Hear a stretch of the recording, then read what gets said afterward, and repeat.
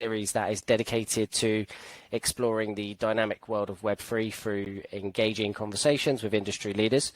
I'm your host, Aaron Hayhurst, and over the last 5 years, I've had the privilege of working with Web3 as a Web3 recruitment leader, should I say, connecting global talent with innovative decentralized projects. So this podcast was basically born out of a personal mission to deepen my understanding of this rapidly evolving field, to share that journey with you all. Despite my experience in hiring top Web3 talent, I realized that navigating the complexities of Web3 could be quite challenging. So, that's why I decided to create Web3 Insights, which is a platform for us to directly learn essentially from the experts themselves. So in each episode, I'll be interviewing top figures in the Web3 ecosystem. We'll delve into their roles, their insights, and the current state of the industry, the challenges and opportunities that they face. And that's what you can expect to hear from tuning in, is expert insights straight from the pioneers of Web3 and a deeper understanding of the talent landscape that's driving innovation within the space. So today, I am thrilled to kick off the first episode of the series with an incredible guest.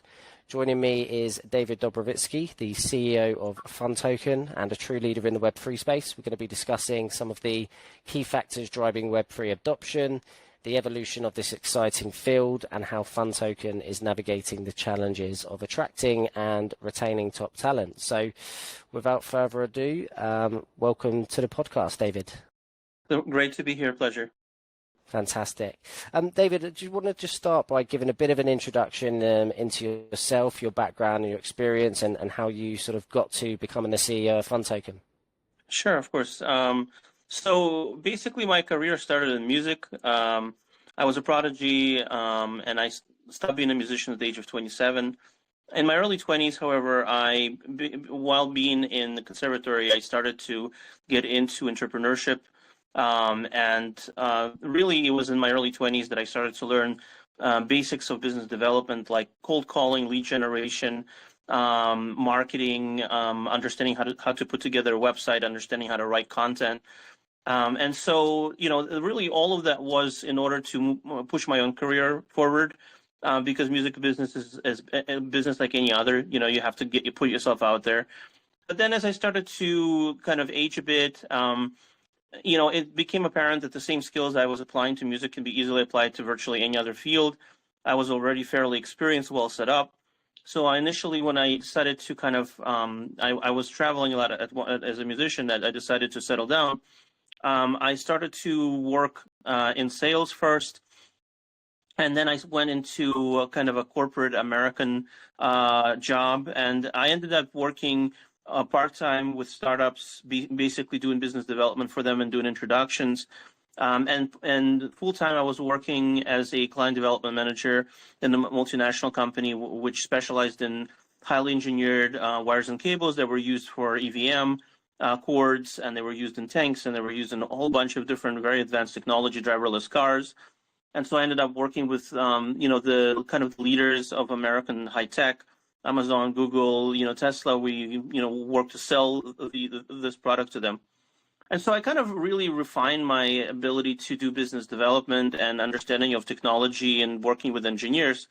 And so when later I got an opportunity to work with a marketing and development company from blockchain, having already worked with highly engineered technological products, it kind of wasn't very difficult for me, because I could understand a lot of concepts that you got to understand in technology, and I could also understand how to work with engineers to then kind of sell a product.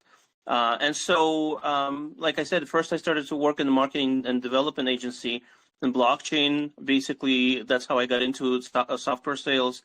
And then eventually I created my own agency when I got bored, and I thought that I could, make more money having my own company. And then, as I was doing it, I realized it was DeFi summer, so I tried my hand at designing protocols.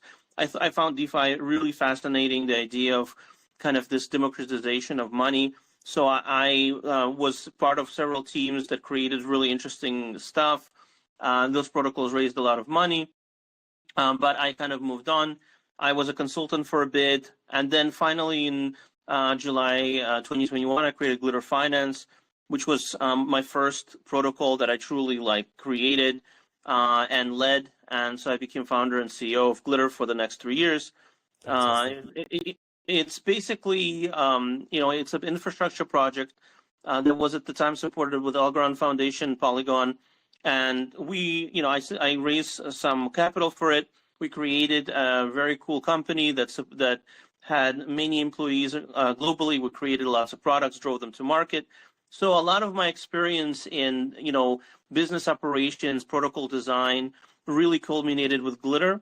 And then later, I kind of transferred all of that cumulative experience in business development, marketing, lead gen, business operations, protocol design, even HR to an extent. And we that's what kind of got me to FunToken. And FunToken is a major protocol.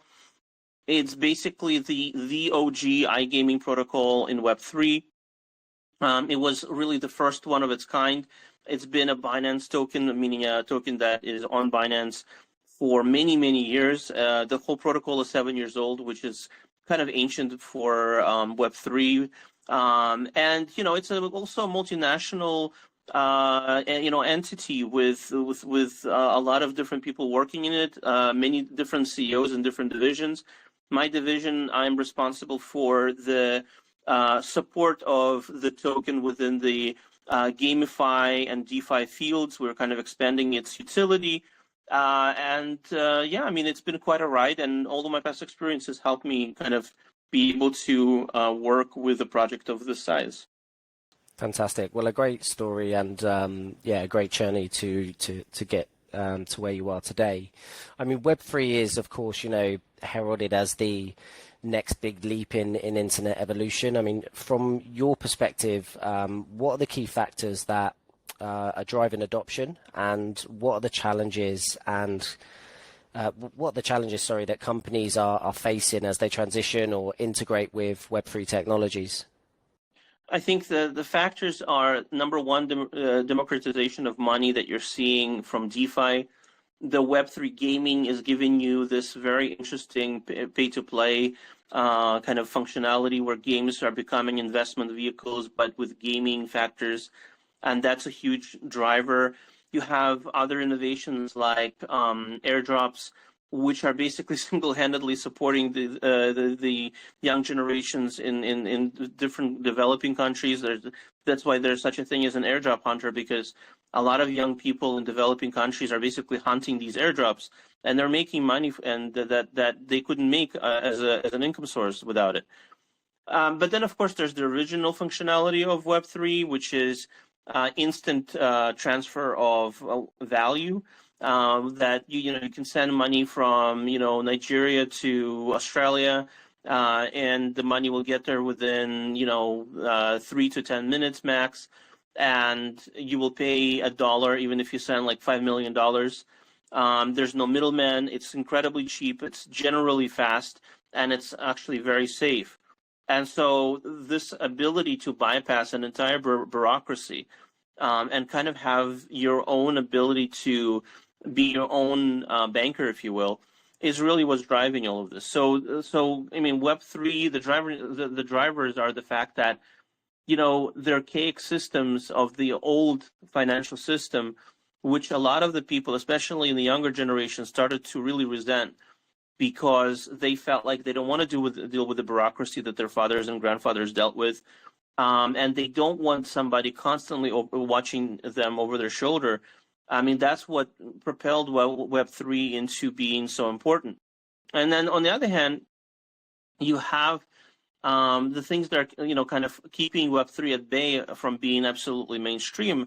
Part of it is that it's a very technologically based product line, and there's no way yet that anybody has figured out how to make it not so technologically based and still keep it the same. Like, for example, you have companies that have major infrastructure and you can send Bitcoin there, and they don't use addresses. But the problem is what they have is a much more centralized entity in order to be able to do that. And that's not something that, kind of like the pioneers and the real Web3 natives are like, because our whole thing is we want independence. So you can't, these two values are incompatible. So to some extent, you're dealing with a generational gap, because what you're really seeing is anybody who is, let's say, over the age of 45 is so used to the centralized systems and so used to the bankers and the suits, and the brick and mortar situation, that it's difficult for them to kind of put themselves into a mindset where your bank is your ledger or your hostless wallet. You're responsible for it. If you send it to the wrong place, sorry, you lost the money. So don't send it to the wrong place. Know exactly what you're doing. And the fact that you do need to know a little bit more technology, you need to get through that learning curve, but then you get your independence. Very often we're seeing people over a certain age unable to kind of get through that boundary, unfortunately. And a lot of that has to do with their habits.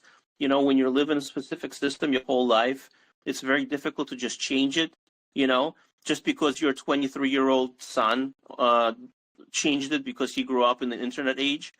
So it's one of those things. I grew up in the 90s, and I'm basically old enough to know what the world was like before internet, and young enough to be able to use the internet. And not everybody is as lucky. And so that's kind of what you're seeing, and that's what is halting the absolute mainstream adoption of all of it.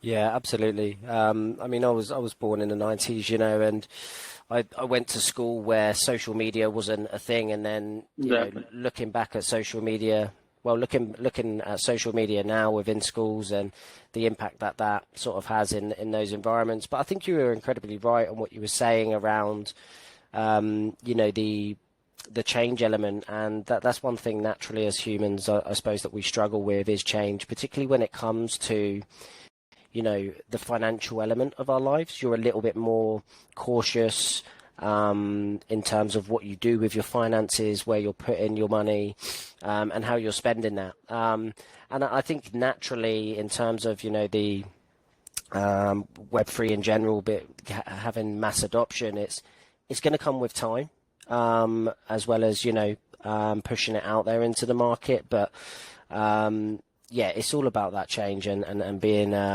able to adapt to that change as well.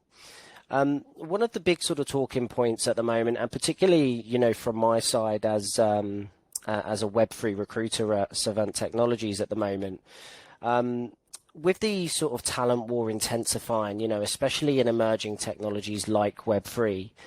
How is FunToken attracting and retaining top talent, and what skills do you find are the most in demand at the moment? Look, FunToken has tremendous advantages over many of our competitors in the field, which are not obvious. First of all, we have kind of the history. Like, we're a 7-year-old project. There's very few projects in this field that have survived the amount of time that we have.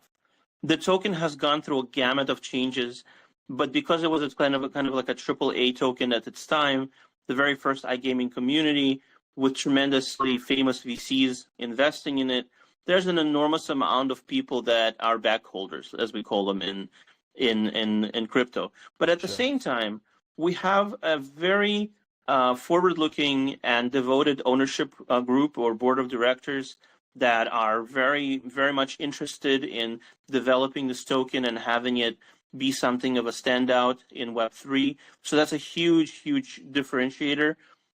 We are also a multinational company with some incredibly successful platforms in Web3, generating tremendous amount of revenue, which allows us the freedom to develop what we feel we need to develop in order to deepen the token utility. And then really my division, we focus on developing the token, expanding the user base, so that we can use fun in gamify, we can use it in DeFi. And so, but at the same time, because the structure of our organization is based on revenue, it's not based on treasury. What you're talking about basically is one of the very few projects in Web3 that does not subsist on a treasury, or basically, if you want to talk about it to non-Web3 natives, amount of money that you got from investors, basically. So we have the revenued platforms, and then we have the token, which, because it's so old and because it has been on very famous exchanges for such a long time, is essentially an OTC asset. And so there are many entities constantly vying to buy enormous amounts of this token off of the market because it's a very valuable commodity at this point. It's one of the older tokens still very much functional on Ethereum. So, for us, getting the talent is not necessarily difficult. There are people that actually genuinely want to work with us much more than they do with startups because there's a certain guarantee of a very steady job, which is very rare in a new field like this. The main kind of difficulties that everybody's facing is that the market has been very uneven in the last 3 to 4 years. There has been a little flicker of a bull market, but it hasn't really come back to the levels it was pre-end of 2021. And so, we are seeing that some people left the field because it was very difficult. Some companies didn't make it. It's a startup field. Startups by themselves already are very volatile in nature. Many of them don't have more than 2 to 3 years in runway anyway, even if they collect millions of dollars from investors, especially in the bad market. We are also dealing with a technology where you're not aware of what their true revenue streams are because the technology is so young. So, for example, if you were building bridging technology or something like that in 2021 when it was super hot, you may not have known that there were very limited revenue streams available for that because the technology wasn't fully developed. And so you kind of had to, you were one of those pioneers. You have to build it to understand what it was. And so, all of that puts tremendous amount of pressure on people that are just trying to make a living in the space. So some of them leave, and that's really where the difficulties is for a company like ours at FunToken. Yeah, absolutely. I mean, certainly saw a lot of that last year. I think it sort of shook up the talent sphere a little bit, and with certain things that happened in the industry within certain organizations or businesses going under. Naturally, that damages a lot of people's faith, of course, in the industry as well, especially sometimes what you can hear and read on the media, in the media for sure. I mean, what would your sort of advice be, just to end on here? What would your advice be to any developer or engineer that's looking to enter the space that hasn't quite had that experience yet? I think Web3 coincides with a changing paradigm in general in the field of education. What we're seeing more and more is that, decades ago when people would quit college to create famous startups like Zuckerberg, or I think Bill Gates did it and Steve Jobs did it as well, there were these incredible outliers and people were just stunned and they were admired, but it was a cautionary tale. Like, you weren't supposed to leave college early. You were supposed to finish college. What you're seeing now is a changing of that pattern.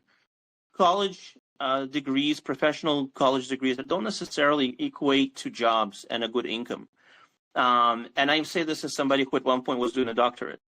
At some point, you realize that there's so much open data out there. Like, you can become a great developer if you're self-taught, if you go to forums, if you interact with other developers, you start to get into apprenticeships and you basically learn the skills. And you can, if you're a talent in development, you pick up Rust, you can work from your home, fully remote job, getting the top income that you can possibly get anywhere. And that even bypasses, issues with gender inequality, because nobody cares if you're female or male. You get the top dollar available, and that's because if you go with the paradigm that's unfolding, which is there is an enormous amount of open information that you can learn, that you can then apply to your professional field. All you gotta do is not live like your grandfather. You know what I mean? And for many people, that is not something that they will even think about, because that is just, kind of like my father did it, my grandfather did it. I cannot possibly do that. And that applies very much to developers that want to get into from Web 2 to Web 3.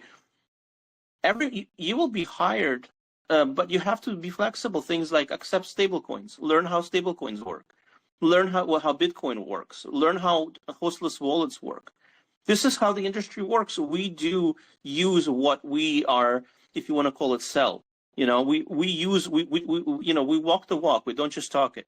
And so if you want to work in this incredibly interesting field that gives you tremendous benefits, gives you flexibility, is fully remote, is a t-shirt industry. There's some tremendous amount of positive aspects to Web3. But if you want to work here, you have to, unfortunately, not live like your grandfather, and you have to be flexible. And so that flexibility and mindset is really what differentiates people who are OGs in this field at this point and who couldn't stay in it, I would say. Sure.